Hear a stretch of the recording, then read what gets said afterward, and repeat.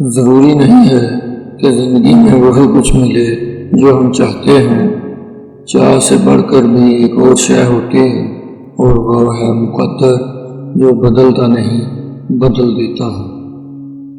رسول اللہ صلی اللہ علیہ وسلم نے فرمایا، اگر تمہیں کوئی تکلیف پہنچے تو یوں نہ کہو کہ اگر میں اس طرح کرتا تو ایسا ہوتا، بلکہ اس طرح کہو کہ اللہ نے یہی مقدر کیا تھا، اور اللہ جو چاہتا ہے کرتا ہے۔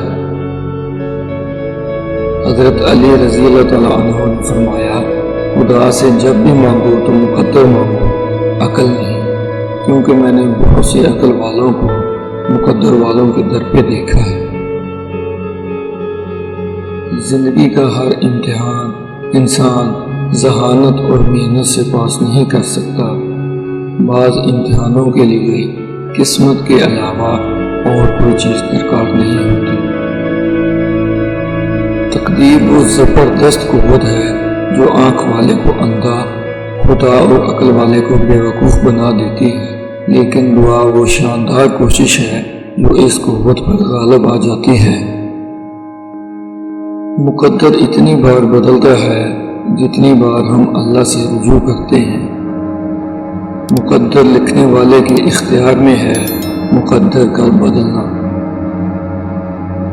ناممکن ہے کہ اللہ نے جو آپ کے لیے لکھ دیا ہے وہ کسی اور کے پاس چلا جائے تو پھر مطمئن ہو جائے، اپنے دل سے حسد، نفرت اور کدورت باہر نکال پھینکے، صاف دل اور صاف نیت سے جینا سیکھیں۔ کیا ہو اگر اللہ نے مقدر کا وہ حصہ نامکمل اس لیے رکھا ہو کہ تم اس خالی جگہ کو اپنی دعاؤں سے اپنی چاہت کے مطابق مکمل کرو گے۔ تم کہتے ہو کہ جب وہ مقدر میں ہی نہیں تو پھر دعا کیوں مانگو؟ تم یہ کیوں نہیں سوچتے کہ دینے والا مقدر سے اور تمہارے وسوسوں سے بہت بڑا ہے؟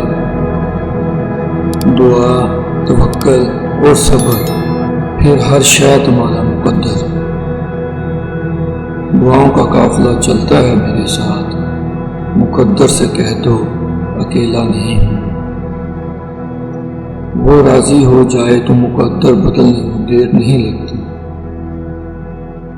وہی تو فیصلہ کرتا ہے پتھر کے مقدر کا، کسے ٹھوکر پر رکھنا ہے اور کسے حجر اسود بنانا ہے۔ آپ تمام ناظرین اور سامعین کا شکریہ۔